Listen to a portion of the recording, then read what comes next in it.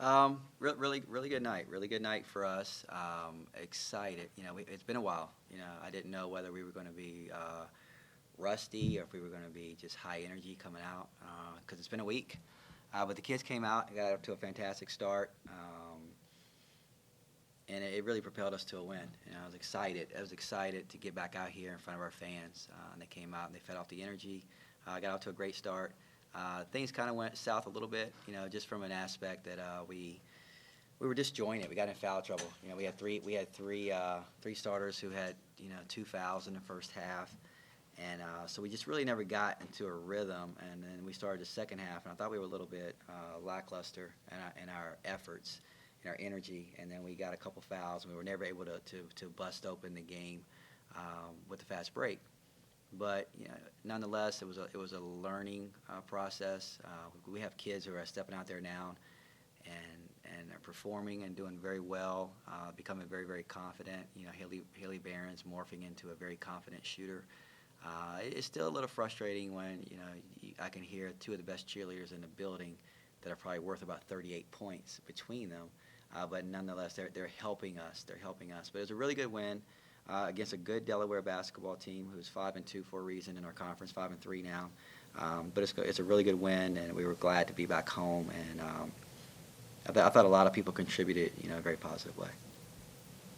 As you said, Coach, this team hasn't been on the floor for a week. Jazz said the players are very eager. How much did it help to maybe not have that game, maybe a blessing in disguise that you guys got postponed a bit? You know what? I'll trade that situation because I think what's going to happen now, we're going to get that game on the back end, and it'll give Ashley Perez another opportunity to play a game instead of missing that game on Sunday. It was just the conditions were treacherous, and it was just been too dangerous to try to get up there. But it was good to come back. It was good to come back and be here. I'm still learning my team. Unfortunately, at this point in the season, I wish I knew my team. But this group they've worked extremely hard all year long. They've been a lot of fun to be around. We've had to reinvent ourselves, several times. And I still like the version that we were putting out on the floor. And the kids are going. It's just next man up. And, I thought Jasmine Gwathmey, she's the best player in the league. And I'm not being, biased or disrespectful to anyone else, but, she's starting to get very comfortable in her role, and Muff played well. Had a couple of instances where she didn't do some things I wanted her to do, but it was a really good effort, and I'm very proud of the kids. And the crowd was unbelievable. I don't know what it was, 20, almost 2,700, unbelievable for a Friday night. With a lot of things going on. So I like where we're going. I really do. I like where we are. I like where we're going, and these kids are a lot of fun to be around.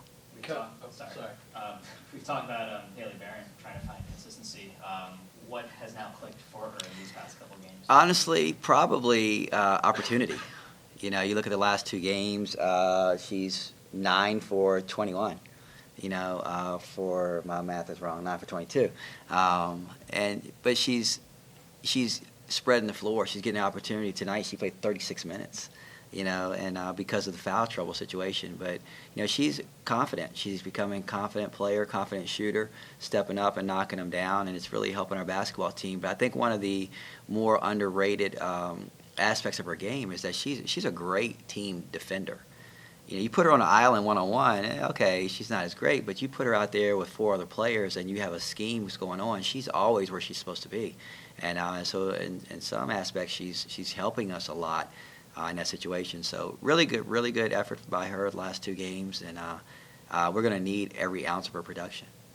Coach, going back to what you were talking about the atmosphere here, you guys you've won every game at home this season and are on a winning streak dating back to last season. What do you think specifically it is about playing home that propels your team to succeed? Well, that we have a trademark on that, and I can't tell you the secrets to that. All right, so, no, it's this place is electric.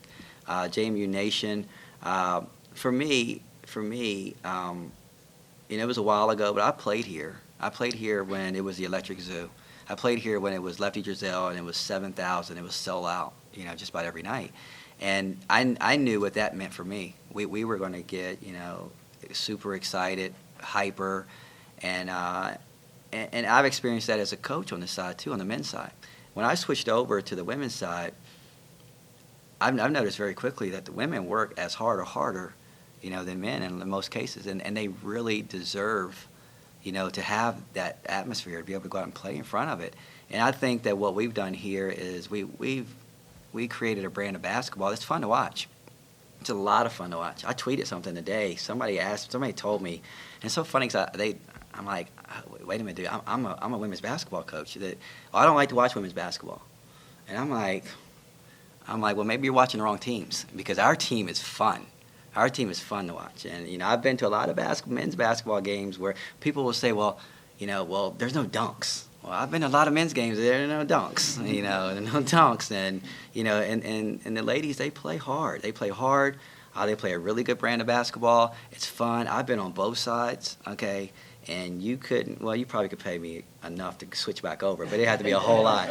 It had to be a whole lot of money, because the brand of basketball that we're putting out there, it's a lot of fun to watch. It's a lot of fun to experience, to get after, and a lot of that has to do with this building. A lot of that, Jeff, don't take this the wrong way, but I'm talking to Jeff Bourne.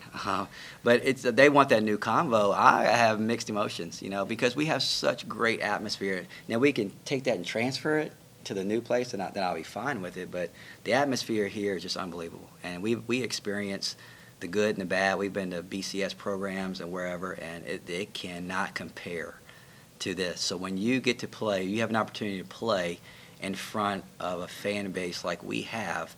These kids feel a responsibility. They feel an obligation to go out and play hard, to put on a show, by playing hard. And the crowd respects it. They love it. They watch them play, and it's a great partnership. It's a great partnership, and that's why we are so excited. The underclassmen are so excited that the tournament's going to be here next year, and the upperclassmen are bummed. They are. I mean, when I announced it to them, I saw jubilation and I saw anger, all in the same room, because, JMU Nation is going to put on a fantastic tournament in 2017. We've seen it, we've done it, we've experienced it, and it's just going to be our responsibility to put a team out there that's going to be able to contend for a championship. So, as you can tell, I love this place. It's really it's great. It's great. The JMU, the Pep Band, is the best band in the land, and we feed off of them, and I think they feed off of us, and I think it's a really good partnership. Yeah, well, you said the players' reactions. Just what was your first reaction to seeing the announcement about 2017 hosting the tournament? Surprise. They've gone back and forth what they were going to do. The show place, it's really good. We coaches, we argued for that. We fought for that, just so that the student athlete would have a chance to experience it on a neutral floor. Obviously wherever it's going to be, whether it's here or Drexel next year or the following year or in Delaware the year after that, you're going to think that particular team has an advantage. I know you do. You do and you don't.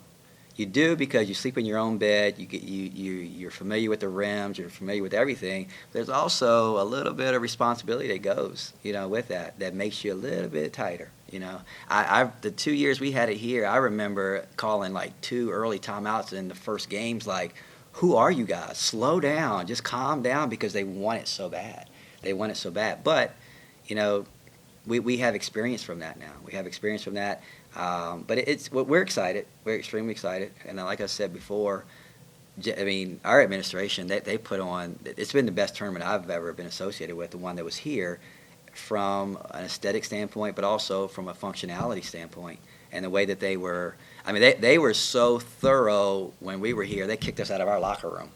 And we didn't take too kind to that. So maybe we just need to be the number 1 seed and don't have to worry about that stuff. But I thought our administration did a fantastic job running it. So I think it's going to be great. My only qualm, I think they messed up. They should have had it here like 2 years in a row and then moved it. But I'll take one.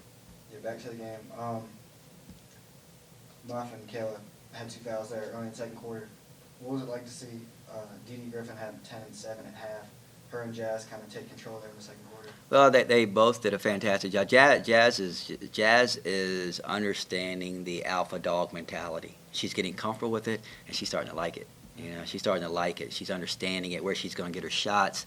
The game is really slowed down for her. it's really slowed down. We're picking and choosing, and she and I, we're working a lot. We're watching film. Okay, we're looking at different teams and how they might play her, and she's understanding it. She's understanding it. Jazz has always been one of the smartest players I've ever had. Dee Dee is very talented, very gifted. One of the fiercest rebounders I've had. My issue with Dee Dee's always been, okay, let's be in tip-top shape, because Dee Dee can always get there to get the rebound. Now I want her to be able to get there and perform once she gets there. Okay, and don't make that your destination. Just getting there, getting the basket. And we challenged her. We said we can't continue to have 20 offensive rebounds and having 10 second chance points. We need to have more. We need to have more of that. And she did a really good job tonight. Really good job. But it just goes to show you how talented she is. And we're going to be a very dangerous basketball team. Our margin of error gets smaller and smaller. You lose Precious, it gets smaller. You lose Ashley, it gets smaller. All right, so we can't afford to have those kids in foul trouble. And if we can keep them all on the floor, I think the team that you saw start the game is a team that we can be throughout the game. And don't get me wrong, I mean, it is very, very gratifying to have a 20-point victory over a team like Delaware. But we know that we can play a little bit better. And I felt like I got into a rhythm as a coach with my substitution pattern and whatnot and what we were trying to run, because it seemed like after the 8-minute mark, somebody was in foul trouble, whether it was Muff the whole second quarter, Jasmine probably made, the silliest foul I've ever seen her make in my life, at the end of the third quarter. It was kind of like that. I was like that parent that's in the supermarket and the kid gets in trouble. When she walked by me, it was kind of like, I just a bad foul. And I said some stuff to her, and she's like, yes, sir, I know. And but we just really never got into a flow because it was so disjointed with the foul troubles. But again, very happy with the win, and I think that we got better today, and we'll continue to get better. Were you looking at chops when you saw him come out in man to start the game? And we have not faced man-to-man in 2 weeks. 2 weeks. So all leading up to this week, they play man, UNC Wilmington plays man, and who we play Friday? Hofstra plays man. We're all excited. I brought out my playbook again. I'm like, hey, we haven't run this one in a while. Let's do this. Let's do that. And then all of a sudden they go right back zone. And, but I think we're a pretty good team against the zone as well. Then we'll keep fighting, keep plugging away, and then we'll get Ashley back soon. And we're not going to rush that situation, but we'll get her back and we'll continue to get better. Can you define soon? Soon. You're back to the quick turnaround, but you're at home. What do you take away from this game going to Sunday's game, especially from that third quarter probably? Well, I take a lot. I'm watching these kids. Again, I've mentioned it before, Haley Barron is morphing into a confident shooter. Kayla Cooper-Williams is becoming more and more confident. Kayla Cooper-Williams is going to be a really good player. Kayla Cooper-Williams is a really good player. And Dee Dee, she'll gain a lot of confidence from this game. Jazz will be Jazz. Muff will be Muff. If Muff can have her, list of characters, she's going to be really good. But this team is a lot of fun to be around. They are. I don't know what our record's going to be. I don't know what's going to happen. But I come to work every day, and there's always something, and we're having fun. And whatever the situation is, they if it's adverse, they will handle it. They're loose, and they're getting better and better. So it's a lot of fun to be around them, and I'm excited to watch how they continue on this journey.